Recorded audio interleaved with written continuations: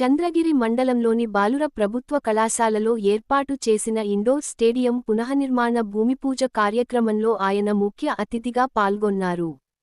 Chandragiri MLA Pulivarthi Nani సభను ఉద్దేశించి మాట్లాడుతూ 2014 నుండి 19 సంవత్సరములో మా పెద్దాయన చంద్రబాబు నాయుడు సీఎంగా ఉన్నప్పుడు క్రీడా వికాస్ కేంద్రాన్ని మొదటిసారి ప్రారంభించినట్లు గుర్తు చేశారు.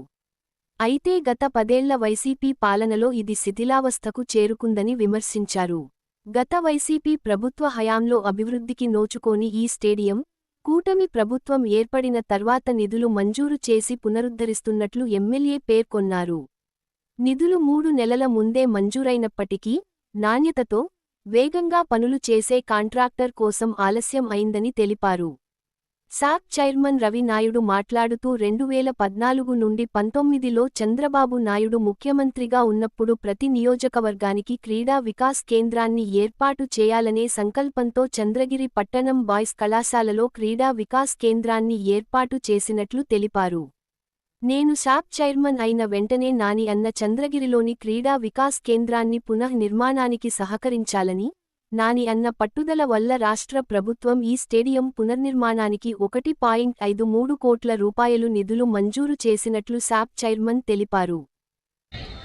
చంద్రగిరి నియోజకవర్గం చంద్రబాబు నాయుడు గారు సీఎం అయిన తర్వాత ఈ సంవత్సరంలో మేము సుమారు 937 పనులు చేయడం జరిగింది. దాని పరంగా శాఖాపరంగా కూడా మొన్న పేపర్ యాడ్ ఇచ్చాం. రేపు 2వ తారీఖున డోర్ టు డోర్ వెళ్తున్నా. డోర్ టు డోర్ వెళ్ళినప్పుడు ప్రతి ఒక్క విలేజ్ కి, ప్రతి ఒక్క మండలంలో, ఆ మండలంలో ఏమి చేశాం మేము ఈ 1 yearలో అనేది కూడా పాంప్లెట్ కొట్టి ప్రతి ఒక్కరు కూడా ఇస్తా ఉన్నాం. రోజు దీన్ని మామూలుగా క్రీడా వికాస కేంద్రాలతో పాటు దీన్ని గ్రీన్ ఫీల్డ్ స్టేడియంగా, ఎందుకంటే తిరుపతికి దగ్గరగా ఉంది, దీన్ని అద్భుతంగా రాణించేటట్లు చేయాలి. హాకీకి ఇది హబ్గా ఉంది.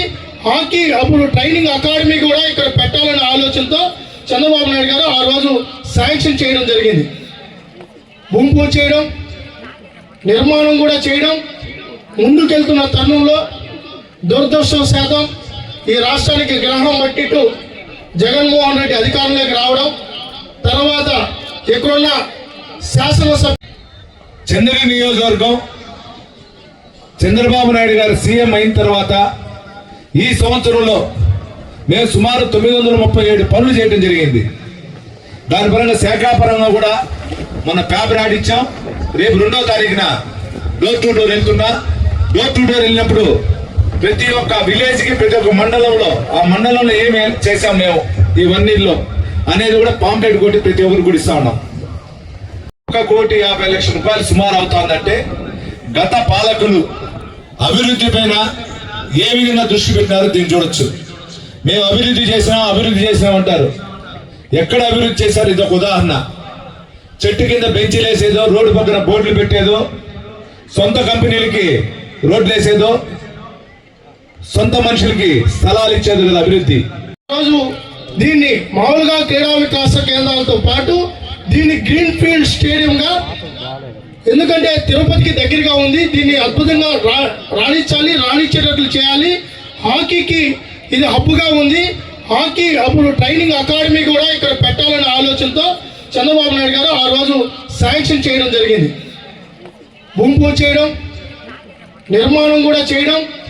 ముందుకెళ్తున్న తరుణంలో దురదృష్టవశాతం ఈ రాష్ట్రానికి గ్రహణం పట్టిట్టు జగన్మోహన్ రెడ్డి అధికారంలోకి రావడం, తర్వాత ఇక్కడున్న శాసనసభ